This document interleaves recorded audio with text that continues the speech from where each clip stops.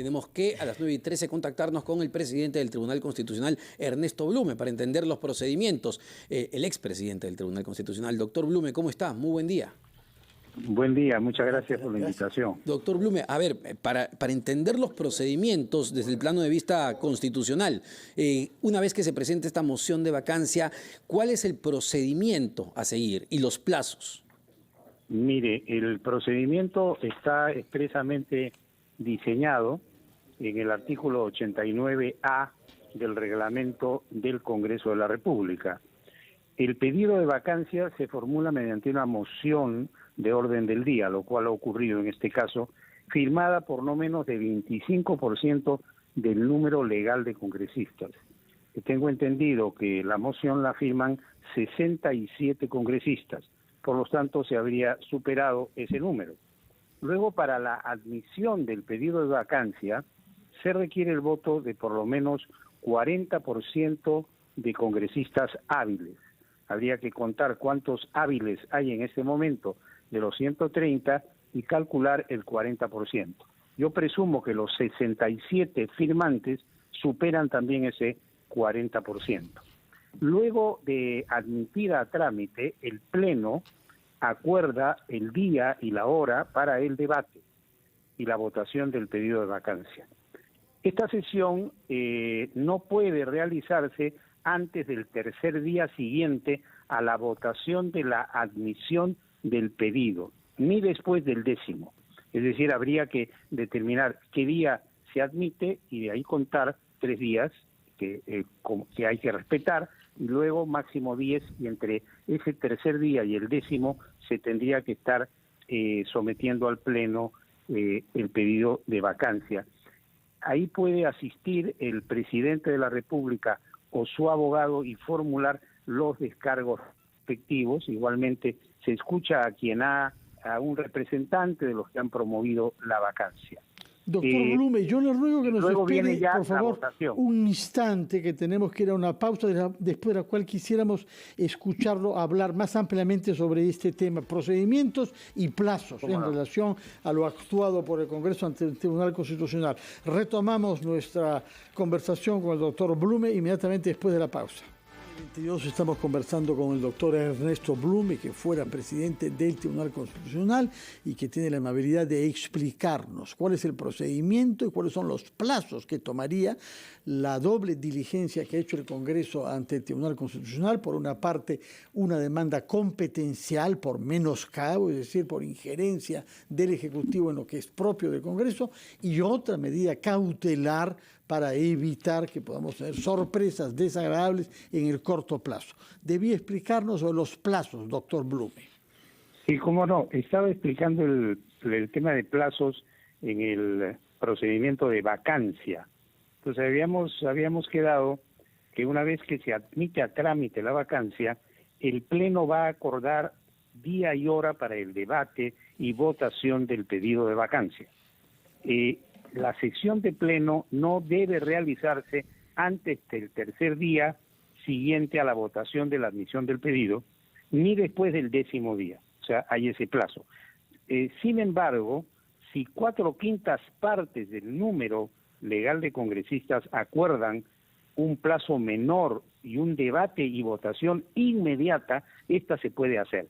Pero el requisito es lograr ese número de votos que a mí me parece que es imposible que lo logre. De acuerdo. En todo caso, eso significa que quizás el lunes trasiguiente, es decir, no el lunes 5, sino el 12... Dependiendo del día de la admisión. De acuerdo.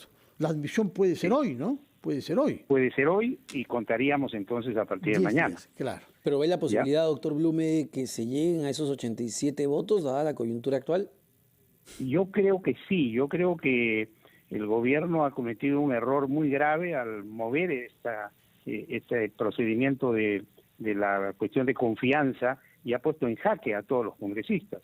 Entonces yo no creo que los congresistas no entiendan que se están jugando su permanencia en el Congreso y está en el fondo jugándose el sistema democrático, porque es claro que lo que el gobierno pretende es disolver el Congreso e ir por el camino de una constituyente y de una modificación del sistema constitucional peruano dentro de un proyecto continental, que es el proyecto del socialismo del siglo XXI, del castrochavismo, de Venezuela y Cuba. Eso está declarado abiertamente por el Foro de San Pablo, y además está también incluido en el plan de gobierno de Perú Libre, que es el partido que llevó al señor Pedro Castillo. Entonces, yo creo que no podemos ser tan candorosos, por decirlo de alguna manera, de no darnos cuenta que en el fondo lo que se está acá moviendo es el sistema democrático, el orden democrático, el sistema constitucional actual.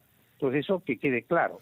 Luego, quería acotar que en el tema de la vacancia, para que se vaque al presidente se requieren, como todos sabemos, 87 votos. Es decir, se requiere 2/3 del número legal de congresistas.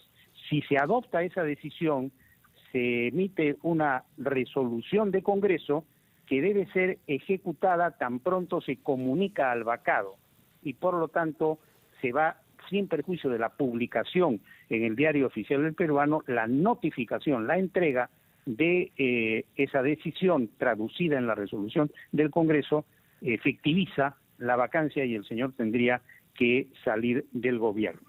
Esa sería, digamos, en líneas generales, el trámite de la solicitud de vacancia. Ahora nos trasladamos al proceso competencial que ha promovido el Poder Legislativo contra el Ejecutivo, porque el Poder Ejecutivo ha pretendido utilizar la figura de la cuestión de confianza, que para mí es impropia en este momento, inconstitucional e ilegal, porque de acuerdo tanto a la Constitución y a la ley interpretativa de la cuestión de confianza, que fue revisada por el Tribunal Constitucional a pedido del propio Poder Ejecutivo, y el Tribunal Constitucional dijo que esa ley era constitucional, solamente el Ejecutivo puede plantear cuestión de confianza en temas estrictamente relacionados, y lo dice expresamente el artículo único de la ley 31.355,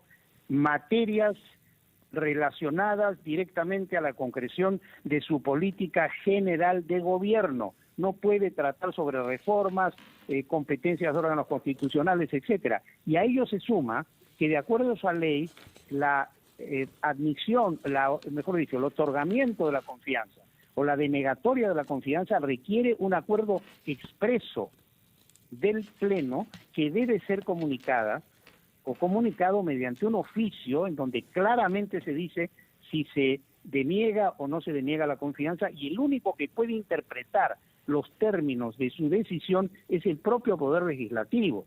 Entonces, pretender, como lo ha hecho el gobierno, recurrir a esta figura de la supuesta denegación fáctica, que fue una figura nefasta para el país y que ha sido, desde mi punto de vista, proscrita por esta ley, es simplemente ingresar en el territorio de la inconstitucionalidad, de la ilegalidad, y ahí habría que ver qué es lo que hace el Congreso y qué es lo que hacen las otras instituciones del país para impedir que ese despropósito se vaya a consumar. De acuerdo. ¿No? Parte de lo que hace justamente es la moción de vacancia. Vamos a ver si es que ella prospera. En todo caso, le agradecemos las explicaciones que nos ha hecho usted desde el punto de vista jurídico y constitucional. Doctor Blume, que tenga muy buenos días. Gracias por colaborar con RPP.